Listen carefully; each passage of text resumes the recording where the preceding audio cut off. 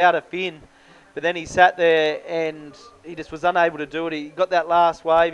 There was a big barrel he couldn't pull into. Well, he pulled into, he couldn't pull out of. Then that last wave just didn't serve it up. He's cursing and swearing. It's all over. Unfortunately, he's out of the competition, but up and riding in the red is Uri Valadao. He's up and riding on a small inside wave, trying to open up his account. A nice little flop roll, but 28 minutes. I'm sure a lot more will be. Well, but I want to welcome to the commentary box the local man himself, Danny Hernandez. Welcome. Thank you very much. Look, a little bit of background on Danny. Danny's got the contest shirt on there, hot off the press, so you'll see those, and they're actually available here for the riders, the staff, and there are some available for sale. So if you're interested in these shirts, if you're not here on the contest site, jump online. You can purchase them there at the IBA shop. But Danny Hernandez, personally for me, he made this event happen. He's the local and worked so closely with the IBA over the last couple of months to ensure that this memorable event could go down. So first up, Danny, thank you so much, mate. You've made this possible. No worries, Mark. Yeah, I just wanted to make that happen, and I think the IBA has done so much for the islands and the bodyboarding industry in the islands. So I really believe that it had to happen, and I'm glad that I was part of the project. You were, Danny, for sure, and you'll be a part of it for a long time. But maybe it'll be interesting while we've got you in the water. We actually have one of the Canary locals, Diego Cabrera. He has a fascinating scenario where there you see Diego Cabrera up against the Brazilian former world champion Uri. Diego needs to progress all the way to the semi-final to ensure his place for the top 16 and book himself a seed for next year's World Tour. So it's all on the line. Tell us a little bit about Diego. Well, Diego is a local rider from Tenerife, the south tip of Tenerife. He just came in the scene like 6 years ago. Like, he was really young, and you could tell the big potential he had and he still has. And he's been improving every year. And I can tell by every IBA tour that he's getting good skills against the best riders on the tour. And he's learning fast.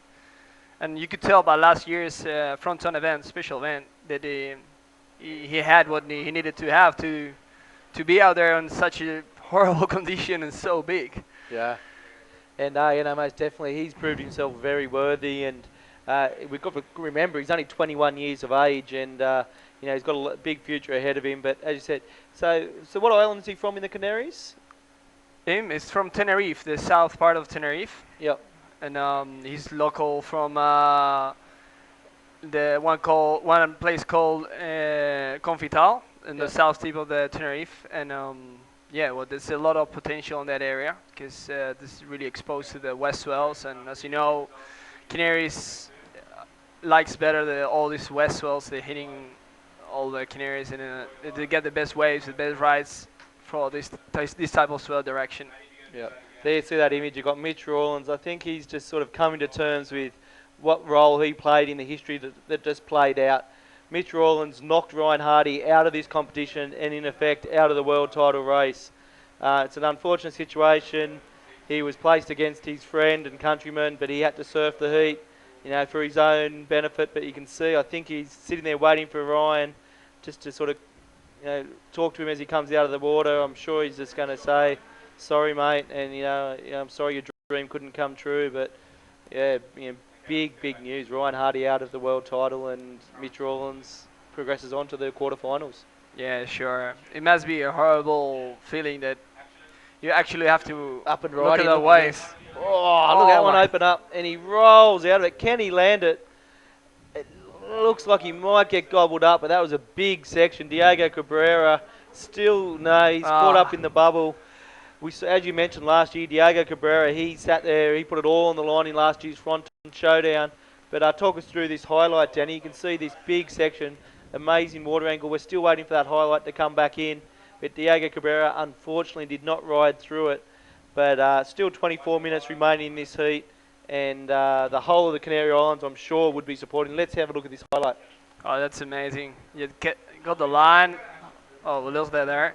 But it's pretty hard to land such a big moves and all these falls coming down and the explosion of the wave. And It's pretty hard. You have to be in the water to feel the whole explosion on you. Look at that. He's got the really good line and hits it right on. See the whites gets into the barrel. That's really hard to make. But Yeah. anyway, Do you well, he's think plenty of time to prove what he's capable of. plenty of time left? And maybe just talk a little bit about this break, which is Fronton, which has become so world famous, some infamous really, and we've seen some amazing footage and photos from people like yourself.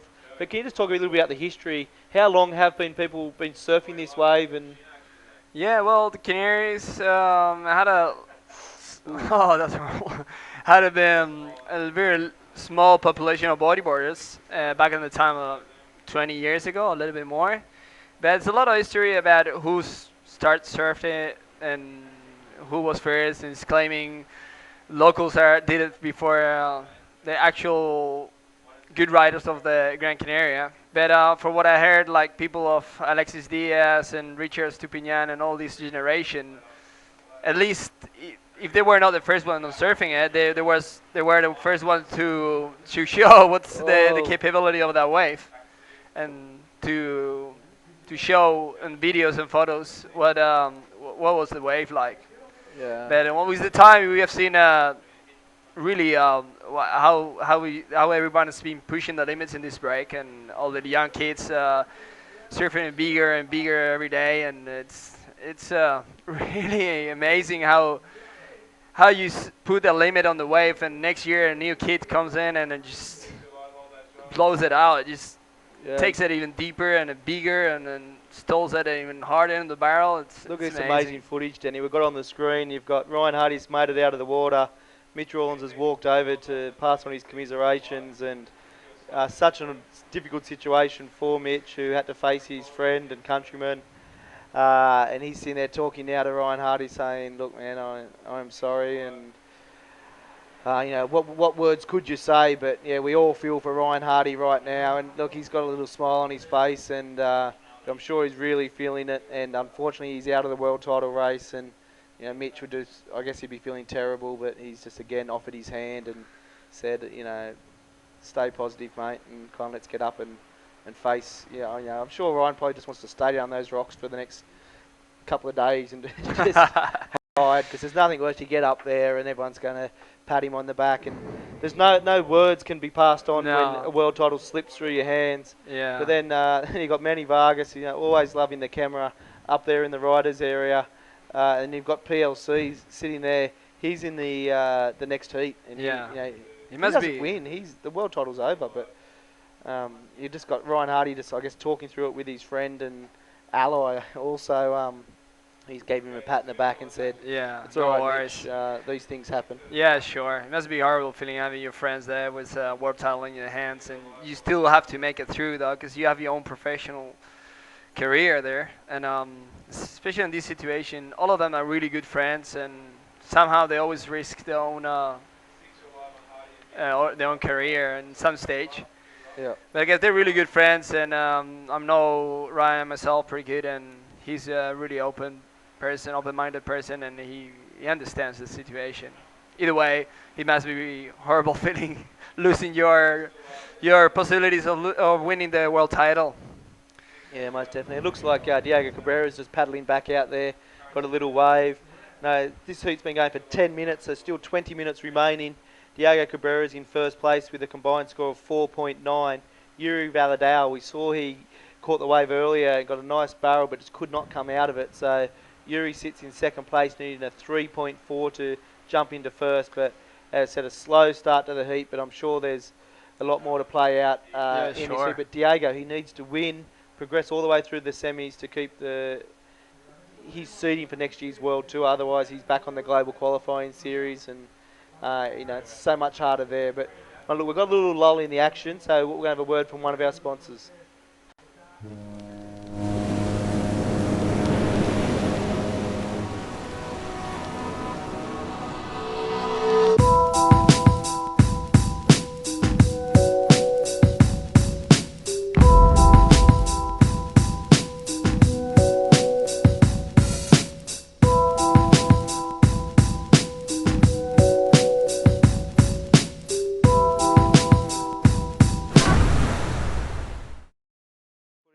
our sponsors there. But there's, look at that footage. Ryan Hardy making his way up the cliff. Last thing he'd want's the camera in his face. But again, he's one of those true professionals, an ultimate gentleman.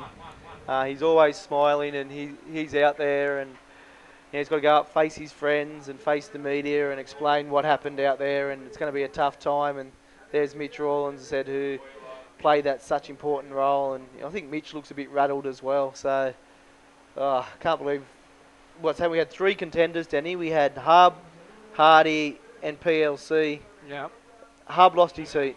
He's still in contention though, but up and riding from Brazil, Uri Valadao. Yeah, that's all. Oh. He's gonna get catch then. Oh, he made it through though. Well, in the Fronton, if you bail out on a wave like that and you get the ball sacking you all the way into the reef, you can get caught by all the sets behind you, and then you end up losing a lot of time trying to get back into the line. Yeah. Here's footage of Uri, former world champion, and he's only young. He's only 25 years of age, and from Brazil, and amazing talent, and can basically do an ARS on a chop. Yeah, sure, and anything. He's really good competing, and he's got his skills down. But yeah, as I said before, it's really hard. Every single heat you have from the top 32, and every single event, it's really hard. It's top riders just competing to each other, and there's a big factor of lack in every heat. That really makes a big difference between them, and I think that's what they all need, a kind of little percentage of lack, along with the knowledge and the skills to handle big waves or any condition really.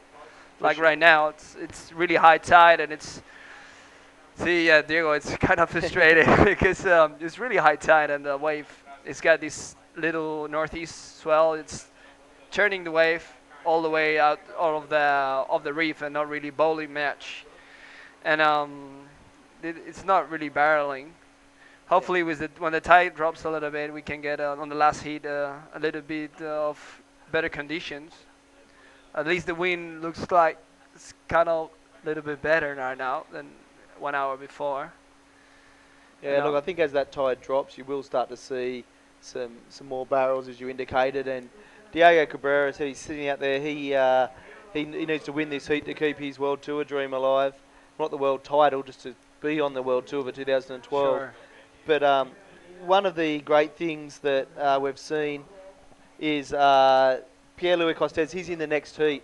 And what we've got there is he's up against the local man, Elliot Morales. If Pierre does not win that heat, if Elliot Morales can cause the big upset that Jeff Hubbard wins the World Title, can you just give me a little bit of background on Elliot Morales? Well, Elliot's a kid that's he's just blowing it out right now. This kid just showed up about 2.5, 3 years ago. A kid from the East Coast, from Gran Canaria, a place called Arinaga. He just started coming to Fronton, and you could already tell the skills of this little kid by the time that he had. Big control, big moves, but it's just been improving, extremely improving this for the last 1 year. And he's been showing when he's capable of, especially like 1 month ago with just this first big swell that we had here. And look at that footage, Danny. Sorry, you got the 2 contenders. They've got such respect for each other. They've been competing for, I'd go as far to say 15 years, or at least 12 years. And Hardy knows he's let that world title slip. Jeff Harvey came up and as the ultimate professional, gave him his consolidations. But there's the other contender sitting there. You have PLC sitting there with his partner Root, and PLC has to win this next heat against that man you were talking about, the local hero, the wonder kid who's blowing up, Elliot Morales. Yeah. I'm sure it's going to be a fascinating heat. Oh, sure. It's I think Pierre has got to have in his mind that Elliot's a really hard contender, especially here in Fronton, because this kid just learned it all in Fronton, and he's got Fronton down. He controls this wave on any conditions, and for sure it's going to be a breeding contender for Pierre-Louis in this stage of the comp. And look, I said it's going to be exciting. It's going to decide our world title. It's huge news. Now we've seen Hardy out and Hub out. Unless PLC can beat the local hero, the local wonder kid, we will be crowning Jeff Hubbard as our world champion today. So much drama going down. But Danny, we're going to thank you for coming in.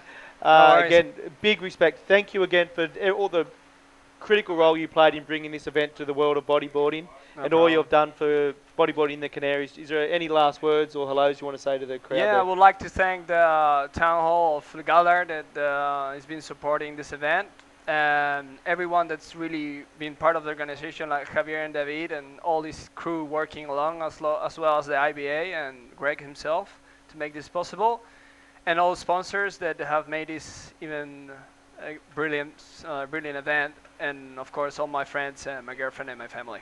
Well done. All right, Danny. Well, thank you very much. And again, we'll see you at the after party, and let's see how it goes. But thanks again.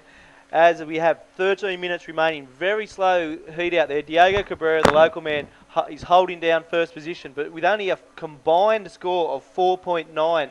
And Uri Valadao is having a look at this one. He's got a section coming to him. He knows how to hit a section. Bang! Big tweaked invert. And he lands it and rides through. So all the pressure. He only needs a 3.4 to jump into first place and put the pressure back on Diego.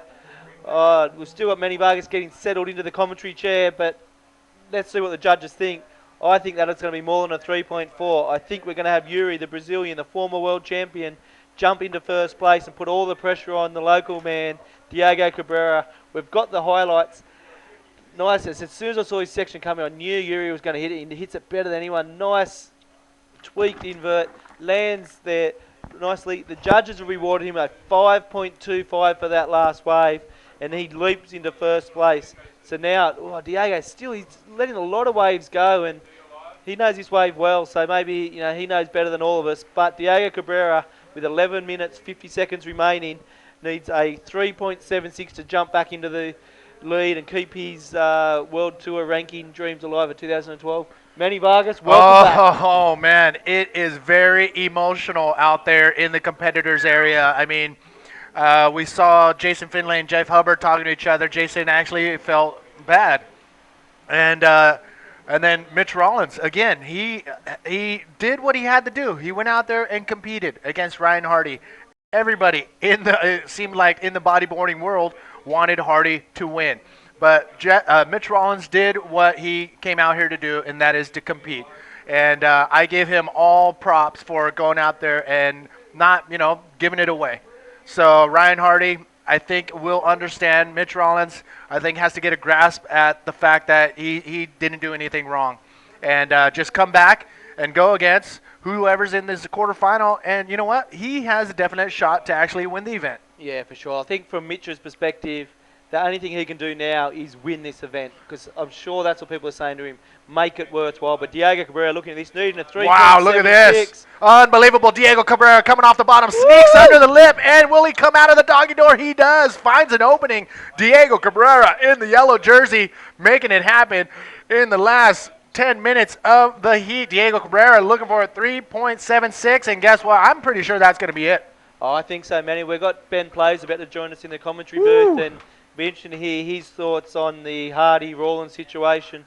But don't forget the local scenario here. Remember, Diego Cabrera, we've got the replay here. He gets off nice. We told him he was waiting for a set wave. He gets under the lip, and you see that big section. You can see it draining underneath him. Oh, wow. And he's well under the lip. The judge is going to like this one, and he sits high. He knows this wave well, like we saw Lester doing earlier on. You've got to ride it out high, make sure you don't get pinched. He did that perfectly. It is going to be very interesting to see what the judges think here. The scores are dropping. Bang. Wow, 7.0 for Diego Cabrera on that last wave. So great wave riding techniques right there, thrown down by Diego Cabrera. And Diego, I'm sure you talked about the scenario, and Michael Novi, I was over in the competitors area looking for Novi, and he was just, all eyes were on this heat for Michael Novi, because Diego Cabrera is the one he is looking at. Yeah, so just to clarify that situation, there you've got here it is. The last of the contenders, Pierre-Louis Costes. He's heading out for the next heat. When it rains, it pours. Jeff Manny. Hubbard out. Ryan Hardy out. One person left who can actually pull it off away from Jeff Hubbard. And there's PLC. Look at him. He's got the local crowd. He's saluting to the local There he fans. is. Elliot Morales definitely can pull it off and take out PLC, which means Jeff Hubbard will be our world champion. That's right. It is but this guy, he's a character. He's not feeling the pressure at all. He's no always pressure smiling, at all. always laughing. But this is his home break. He's here to put on a show, and we've all spoke about his PLC's girlfriend, but there you have Elliot's partner next to him, his beautiful girlfriend, and he's sitting there feeling relaxed, waving to his local fans, and it's going to be exciting. But look at his going, I'm going to do it, I'm going to do it.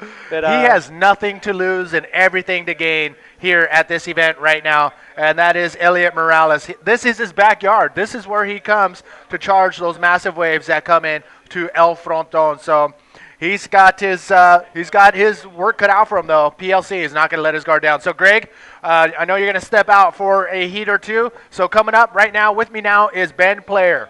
Okay, thanks. Wow, an unreal showdown going down today for this event, the last stop on the 2011 Grand Slam Series on the IBA World Tour. This is it. The NMD Pride Stealth Fronton Pro, brought to you by Grand Flavor, now in the hot seat, ready to commentate this heat and probably another one, is Mr. Ben Player himself. Hey, everyone. Hi, Manny. All right, Ben, you were out there. Unfortunately, you got knocked out, but you were out there. Give the viewers the inside scoop on what it's like to compete out at Fronton in these conditions. Well, I'd have to say Fronton's a pretty intimidating spot.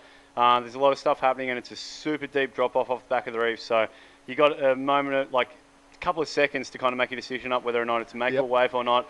And there's a lot of stuff happening out there, like in that kind of moment. And it's super stressful. And dealing with like a competition with that whole kind of psyche, it's hard work. So we've seen a lot of guys lose their board. Leashes are breaking. Yep. Fins are coming off. How much power is behind each and every one of these waves? Well, you hear about kind of waves like Chopu or... Look at this. We got live action out the back, pulling in deep. Oh, and makes it out onto the shoulder. Uri Valadao, the Brazilian. Can he pull it off? Can he knock out Diego Cabrera and hop into quarterfinal number 3 against Mitch Rollins? So he needs a 4.76, does he? That's what he's after right now, and we only have 6 minutes and 30 seconds remaining in this heat. Let's take another look. Talk us through it. Well, yeah, right there, that's the right-hand barrel at El Fronton. That's Uri Valadao there.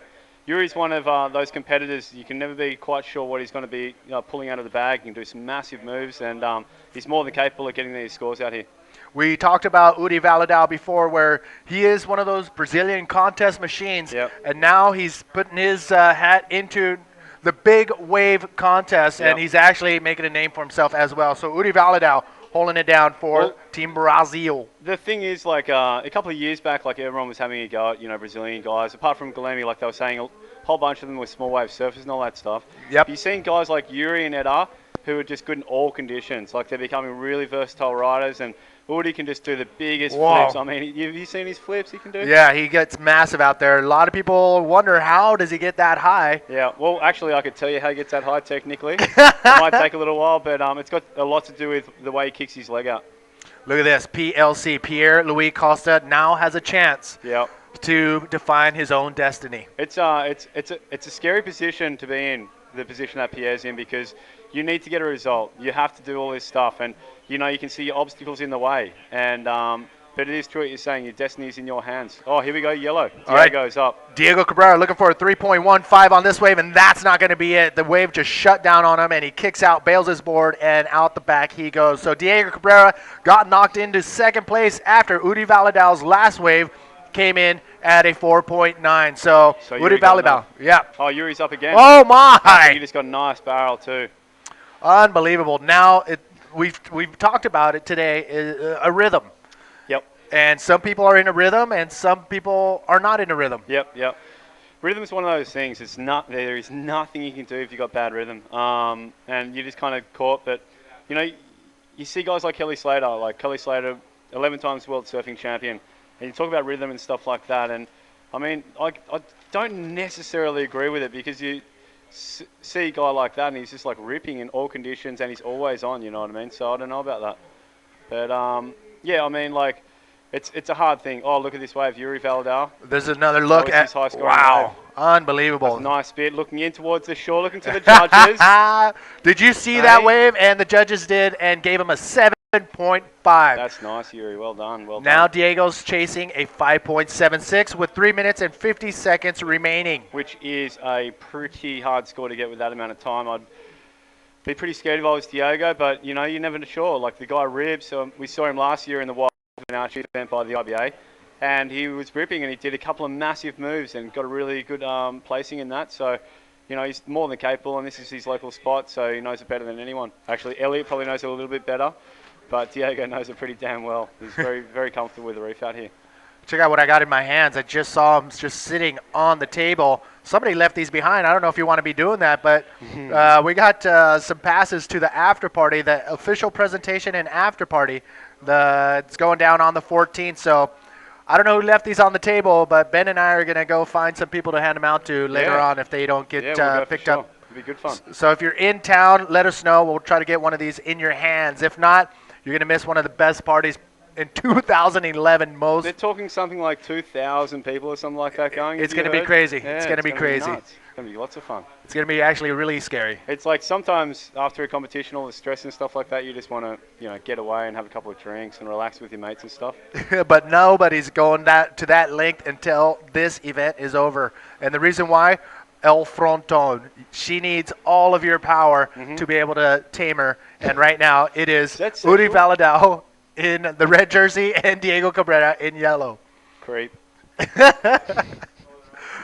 Wait a second. It came out of it was your mind. It was your mind. No, it was out of your mouth into my mind. And And that's where it went crazy. 2 minutes, 13 seconds remaining. Manny V and Ben Player coming to you live from the NMD Pride Stealth Fronton Pro, brought to you by Grand Flavor. So what do you think will be going through Pierre's head going after this next heat?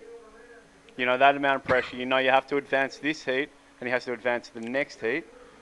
What do you think he's doing, like, to try and keep his nerve? Like, He was up here earlier in the hot seat, and he just said he's got to take it heat by heat and just keep his head up and just do what he does. I mean, it's all coming down to essentially wave selection and a little bit of luck from Mother Nature. And then he's going up against Elliot Morales. Elliot's one of those guys. He's young. You know, what is he? 18. He's kind of up and coming. Boosts, goes big. Not scared of the reef, and it's going to be a really interesting heat to watch. If I was watching right now from back home, I'd be sticking around for that next heat because it could be one of those defining heats of someone's career. Yeah. You know, where someone just has to go that little bit deeper and pull something else out. And I think you might be seeing that in this next heat. You know what? He's been on a rampage in the last few events that he's entered. I mean, he's been winning events since, he won the event in Puerto Rico, his first Grand Slam series, but he's been consistent throughout the entire year, and that's how he was able to be a contender here at the last stop on the Grand Slam series. So, I mean, his goal is within reach. 2 more heats. Oh, completely, yeah. And he's got his girlfriend Ruth here and his sister as well. So Josephine and Ruth. Dare say he's like in a pretty nice frame of mind right now going to this last Look at this. last event of the tour. Diego had a little paddle. So, I mean, having a great support crew behind you is I mean, you're lucky to have it. And PLC has it here with his lady and Here sister. we go. Diego's having a good little look at this left. So these lefts get a really good reverse air bowl when they're on. Oh, come on, mate. I really want to see him do something good. Flip. That's a bit dangerous doing that right there because it's really, really shallow. But he knows that he needs to get a 5.76 and he's looking for it. Probably a good reverse air, I'd say. But the problem with, heat's over. Sorry, Diego. I don't know if that 5.76, this last wave, is going to come in at that score. So that is the end of the road for Diego Cabrera. The last wave coming in at a 1.6. It was an incomplete air roll spin on the left-hander. Sorry, champion, but you're just going to have to come to this party with us instead, Diego.